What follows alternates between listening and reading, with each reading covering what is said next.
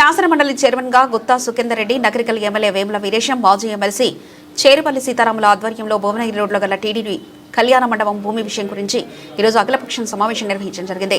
2002 సంవత్సరంలో ఈ భూమి 1.12 ఎకరం 12 గుంటలు 2,50,000 రూపాయలు కొనుగోలు చేయడం జరిగిందని తెలిపారు. ఇప్పుడు ఆ భూమిని కొందరు రకరకాల తప్పుడు డాక్యుమెంట్లు తయారు చేసి వాటిని సాకుగా చూపించి కబ్జా చేసి ప్రహరీ గోడ నిర్మించారు. ఈ నిర్మాణాన్ని తొలగించి ఆ భూమిని వెనక నుండి భువనగిరి రోడ్డు వరకు సర్వే చేసి ఎకరం 12 గుంటల భూమి ఉండేలా చూడాలని, ఆ భూమిని తక్షణమే స్వాధీనం చేసుకోవాలని ఎంఆర్ఓకి, మున్సిపల్ కమిషనర్కి ఆదేశాలు జారీ చేయడం జరిగింది.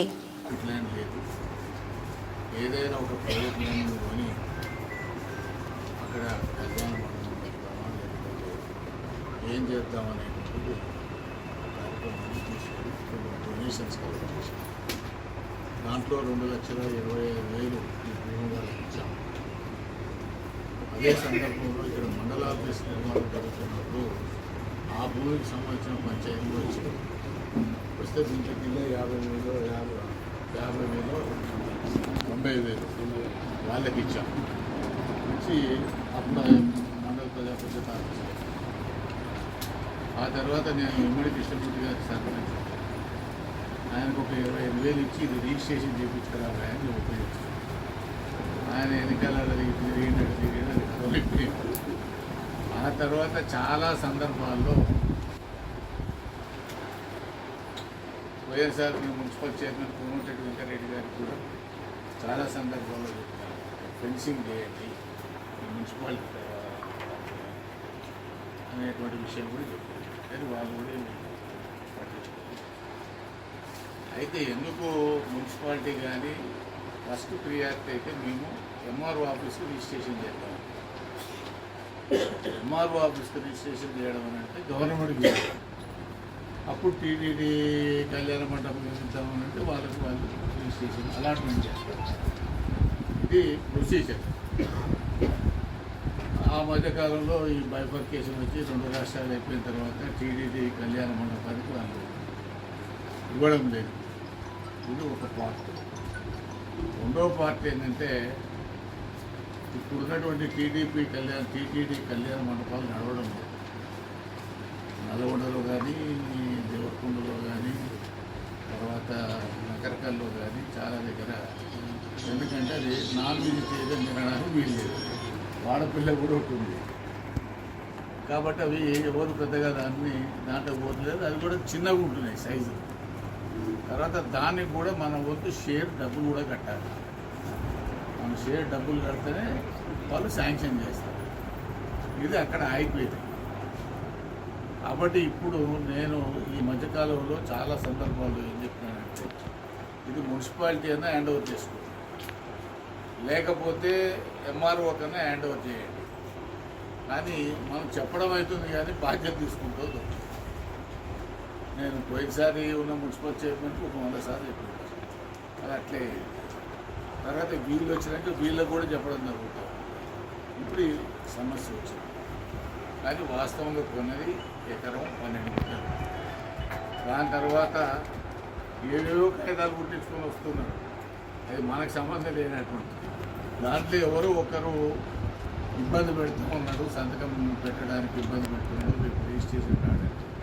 ఏందయ్యా మీ సంగతి అని అంటే మాకు 1-2 గుంటలు మీరు ఇవ్వండి అనేటువంటి విషయం చెప్పినారు. సరే మీరు రిజిస్ట్రేషన్ చేసేటప్పుడు ఆలోచన చేద్దామని చెప్పినప్పుడు వాస్తవం, అంతవరకు వాస్తవం. కానీ అది మళ్ళీ వాళ్ళు రాలేదు, వీళ్ళు చేయలేదు. ఇంట్లో వెనక సైడ్ కూడా కొంత కబ్జాలకు కూడా అయింది. ఆ విషయం కూడా మున్సిపాలిటీలో చెప్పినారు. మీరు వెనక వాటిని తొలగించండి, ఎందుకంటే దీంట్లోకి వెళ్ళి చేస్తారు. కాబట్టి ఇప్పుడు మన ముందున్నటువంటి ప్రధాన సమస్య మొత్తం భూమిని కొలవడం. దాంట్లో ఎకరం 12 గుంటలు మనకు సంబంధించి తీసుకోవడం. మనకు ఉన్నటువంటి దస్తావేజుల్లో కూడా ఫ్రంట్ భాగం భువనగిరి నల్గొండ రోడ్డు హద్దులు, ఒక భాగం 18 ఫీట్ల రోడ్డు ఉంది.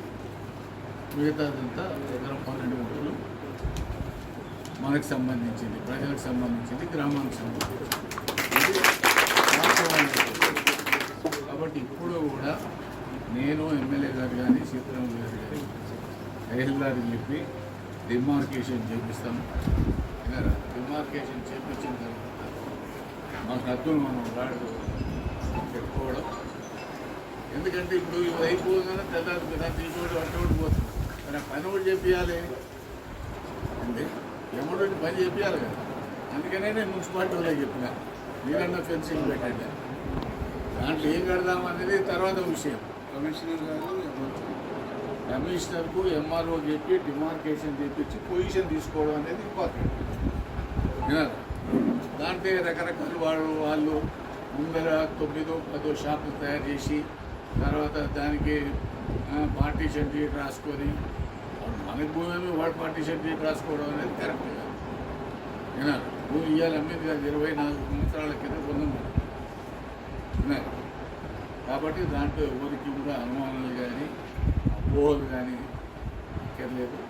తప్పనిసరిగా ఇవ్వాలి. మేము రాగానే ఎంఆర్ఓని కూడా పిలుస్తాం, తర్వాత కమిషనర్ కూడా పిలుస్తాం. పిలిచిన తర్వాత ఇంటర్ని కూర్చోవాలి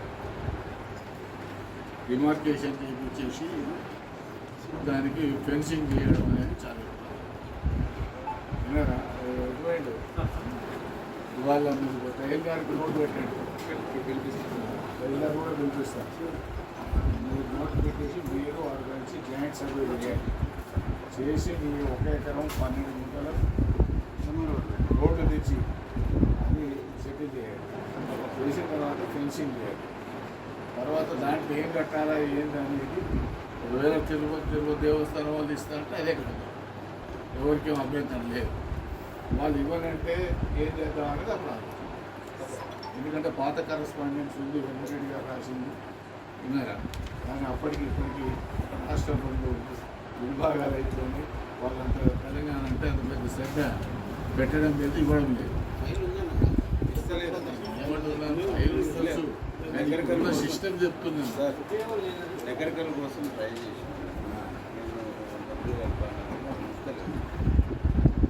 వాళ్ళు ఇప్పుడు ఇవ్వడానికి సిద్ధంగా లేదు. ఏదైనా టెంపుల్ కదా టెంపుల్కు అదే నడుస్తలేవు అని వాళ్ళు కూడా అవాయిడ్ చేస్తారు. సరే మొదలైతే ఈ భూమిని మన కంట్రోల్కి తీసుకొని వాళ్ళని కూడా రిక్వెస్ట్ చేయండి, రిజిస్ట్రేషన్ చేయండి. వాళ్ళు రిజిస్ట్రేషన్ చేసినా చేయకుండా మన దగ్గర కాగితాలు ఉన్నాయండి.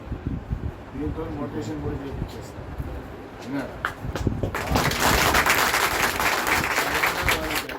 రాసిచ్చినటువంటి వాళ్ళ స్టాంప్ పేపర్లు స్టాంపులు కూడా రిజిస్ట్రేషన్ తీసుకున్నారు, అన్నీ చేసి ఇచ్చినారు మనకు.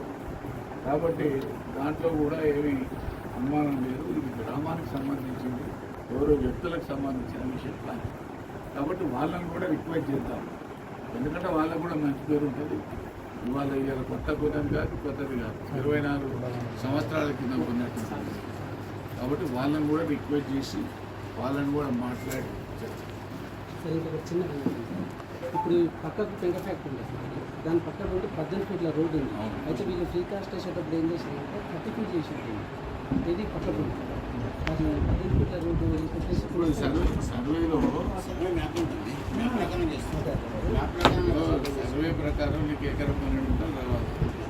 నీకు దాంట్లో వాళ్ళు ఇచ్చిన డాక్యుమెంట్లో కూడా అవతల సైడ్ 18 ఫీట్లే చూపెట్టారు. వినారా, ఆ 18 ఫీట్లే ఉంటాయి. అనుమానాలకు అపోహలకు కాకుండా ఎవరో పెద్దలు చెప్పిన ప్రకారంగా ఎంఆర్ఓ కమిషనర్ గారు వాళ్ళు హ్యాండ్ చేసి వాళ్ళ అందరినీ ఓకే. Thank you.